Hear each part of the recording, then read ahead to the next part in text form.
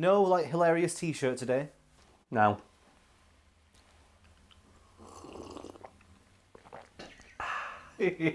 Cato the Younger, sometimes known by this long-ass name down here I'm not going to try and pronounce, was a Roman statesman famed across the ancient world for his stubbornness and seemingly limitless supply of non-existent fucks to give.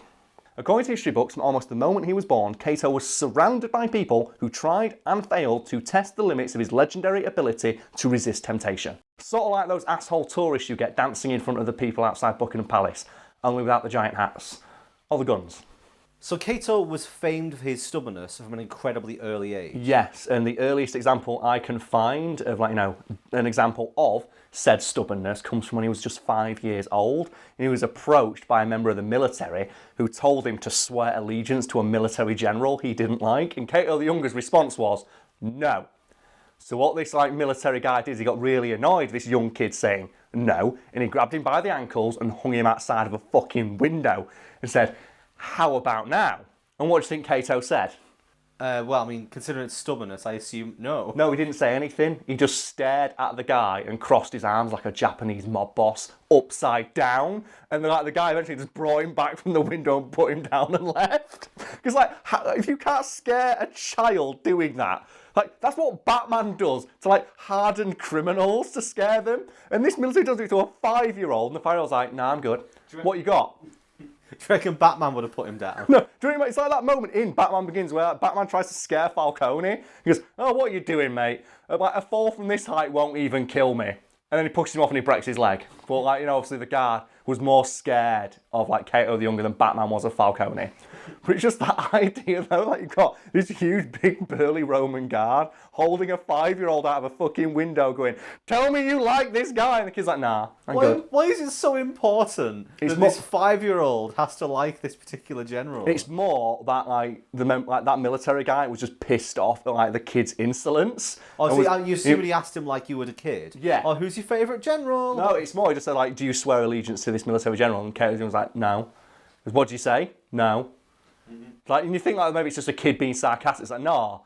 Even at that young age, he was principled enough to be like, no, fuck you, I'm not answering. He was the personification of Rage Against the Machine in human form. He was, fuck you, I won't do what you tell me, in human form.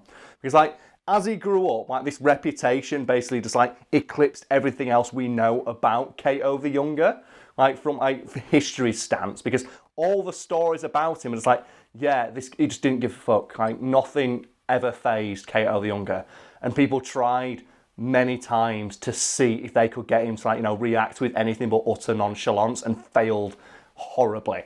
And it's because he was a keen believer in the school of Stoicism, which if I was living a very simple Spartan lifestyle. And to this end, Cato the Younger didn't wear underwear or undergarments or cloaks, and basically spent most of his time walking around with his dong flopping out.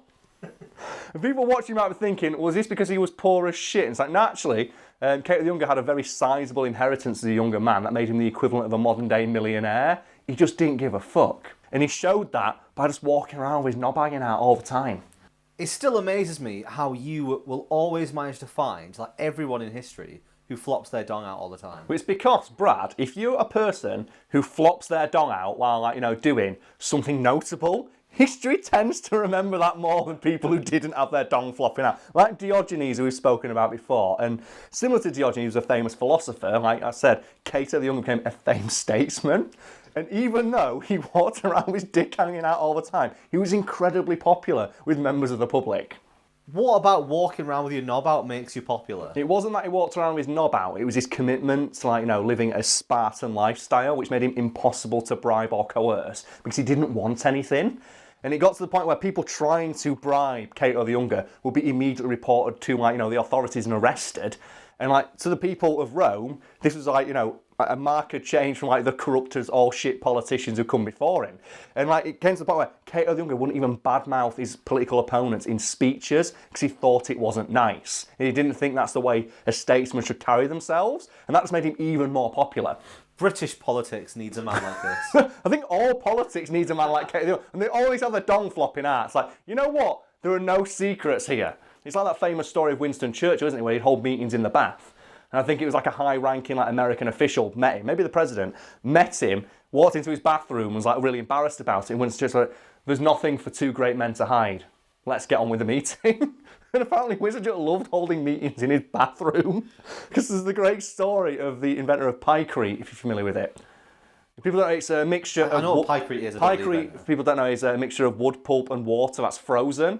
And it's bulletproof and it's like stronger than steel and it floats. You can make it out of newspaper now. Yeah, and a guy wanted to make basically a battleship out of it because it was really cheap and easy to make and it would have been almost indestructible.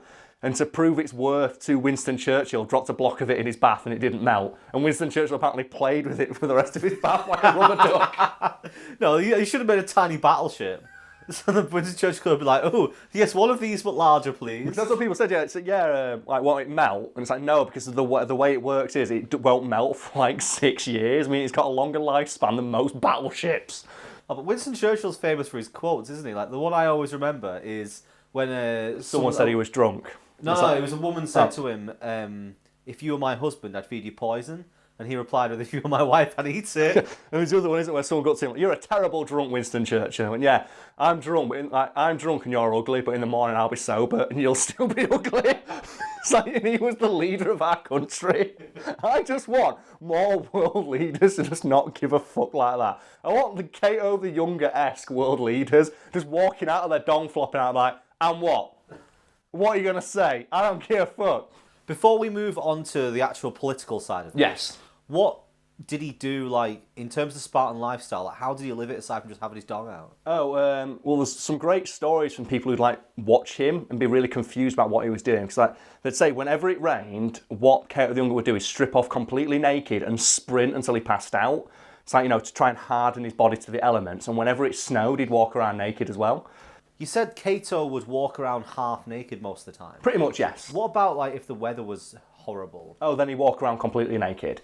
Because, like, to harden his body to the elements, what Cato would do is if it rained or if it snowed, he'd strip off completely naked and sprint as hard as he could until he passed out. And then you could find him just passed out in the middle of the street, start bollock naked while it's pissing it down with rain or snowing. And then he'd wake up and just walk and get his cloak back and then go back to his house. Imagine trying to compete with that man in politics. It's like, I challenge Cato the Younger to a debate. And he says, I challenge you to a marathon in the snow, stark bollock naked. Let's see who really cares about this country. You'd be like, you know what? I concede victory to Cato the Younger. He clearly wants it more than I do. I'm assuming a guy who spends his free time sprinting through the rain and snow in naked is probably a pretty buff dude. Yeah, to my knowledge, there are no, like, statues of Cato the Younger with his shirt off, but I'm going to imagine that he was like every old man in Oblivion. Have you ever played that? Where every person in Oblivion has a six-pack, regardless of how old they are. And like, even if you go shoot like the Emperor, who's like a 95-year-old man voiced by Patrick Stewart, and strip him completely stark bollock naked, he has got a full fucking six-pack. I can't remember which game it is, but there's a game where when you make your own model, you put like, I think there's like fatness, there's muscle, and there's something else. Sex appeal, that's Saints Row. Is that what it is? Yeah. You can put fat and muscle on, they've got a six-pack on the fat. Yeah, you've got that's the one where, I think it's Saints Row, you get the sex appeal one, which increases the size of your dick if you're a man, and your tits if you're a woman. So have you ever seen, like, dong sliders are a real thing in video games, and they crap me up? I think it was like a Conan MMO, and one of the things that you can do is adjust the size of your penis. And everyone obviously just puts it to max length and runs around without their clothes on. And there was another game, I forget what it's called, but they couldn't figure out a way to like make people playing the game wear armour, because like armour had no benefit. So everyone's running around with their dong flopping out. So what they did is they randomised penis size and made it really small for most people. And then after they did that, everyone started wearing armour. Just dong shaming in video game form. Oh Christ! Oh man, we've had this before, haven't we? Though, like. The most creative of all dongs, the greatest tangent we ever went on. We talked about like the Lego game where they put in anti-dong detecting technology, and it failed in every conceivable way. It was your comment about humanity will always... It's on that fucking Wikipedia page as one of your quotes. Yeah. I'm amazed at man's ability to find cocks in every place. To put penises where they don't belong. It's like every time a game announces like a creative, like a custom creative, you know it's going to become dongs. It's like when Fortnite did it. I was like the penises. Oh penis yeah, match. immediately yeah. Yeah. Well, it's like in Soul Calibur. Have you seen like the newest Soul Calibur? What people have made? The big giant, like we put in before. You can put the picture behind me. Of, in Soul Calibur from 4 onwards, you can make a giant furry penis. And I remember I used to be part of a gaming society in university, you know, because I'm that lame. And I made like Star Fox, so I'm giving the wolf head and the giant fur cock. And I remember beating a guy with that character, and he got so pissed off he left the room because I think I gave him Voldo's moveset as well. And I did the thing where you go into the crab and then thrust at the sky. just the dog on physics. No, it just stays perfectly rigid. And whenever your character gets knocked out, it's just a giant furry penis. Oh God, imagine like the Voldo one where he's on his hands and knees and the dog's just sprouting up into the crab. You'd be able to find like pictures of what people have done in like the latest Soul Calibur. People are making Principal Skinner and just beating the shit out of people to say, are you ready for an unforgettable luncheon? So Cato, you said he was a statesman. Yes. And you said he was popular because he was impossible to bribe. Yes. And I assume that impossible to corrupt at all. Pretty much, yeah. He was known as being incorruptible. And like so much so that there's a great story of the time he went to Cyprus to collect taxes and got 6,000 pieces of silver roughly. And on his way back, lost like, you know, the details of where he got the money from. He turned up in Rome and said like, here's 6,000 pieces of silver collecting taxes. Unfortunately, I don't have any records of where it come from, so you have to take my word for it that this is the right amount and that I haven't taken any for myself. And that was it. Cato's word was enough to convince the Roman Senate that he'd done nothing wrong and that all the money that they needed was there and that he'd taken none for himself.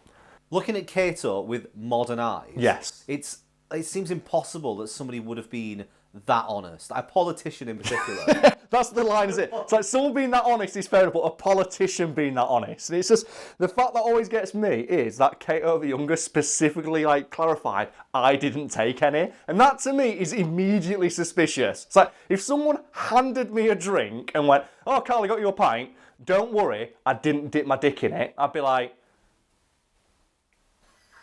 it's that. But he was so trustworthy. Like, oh yeah, of course you didn't. Why would you even mention that? The thought never crossed my mind. But just the clarification of, don't worry, I didn't take any.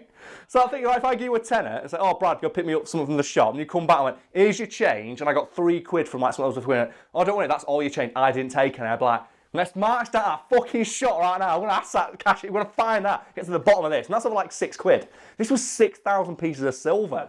And the senate's like, no, that's fine. Cato, what are you worrying for, mate? We trust you. Like, you're good. You're a baller. Imagine if Cato was playing the long con. His entire life he was being stoic and he was being like incredibly trustworthy. So that one day when he's sent to collect taxes, just take he it can all. Take the other 100,000 and just bring the 6,000 silver back. It seems a little bit like this month, Cato. But no, he was like, reportedly, he remained that way up until literally the very instant that he died, because Cato the Younger was branded a traitor when Julius Caesar came to power. And upon hearing that Julius Caesar come to power, the first thing Cato the Younger did is immediately try and commit suicide, because he didn't want to live in a world where Julius Caesar was in power. And it's reported that when he stabbed himself in the gut with a sword to try and commit suicide, a physician ran in and tried to stitch up the wound really quickly. Do you know what Cato's response was? Tell the physician to go away, put his hand into the open wound, rip out his own guts and hurl them across the room, killing himself instantly. Of which there are many pictures that Brad's going to put behind me, because this is fucking ridiculous and metal as all balls. And he died the way he lived, not giving a fuck. Because that, ladies and gentlemen, is how you make a fucking statement. I'm just going to ask a question now, Brad, and feel free to answer honestly. Is what Cato the Younger did to Julius Caesar the most succinct and metal fuck you in human history? Because stabbing yourself in the stomach and throwing your guts across the room is a pretty loud and clear message of what you want to say to the other person. If anything, it's it's definitely a way of saying you can't respond to me. It's the ancient equivalent of 360 no-scope, tits fedora, leave server. It's that thing. It's like, it's the fuck you don't get the last word. And I simultaneously love and hate that. Have you got any examples of that happening to you? Because I sure as hell have. Well, leaving the servers is a classic one where someone starts bitching at you in an online game, then leaves like an insult and then quits. Yeah. And they're obviously, they're sat at home going, I fucking just won. rubbing their thighs. The thing is, though, I am that guy, because I remember when I used to like play Call of Duty and that stuff, or Halo, getting challenged to a 1v1, getting one kill, and then just quitting.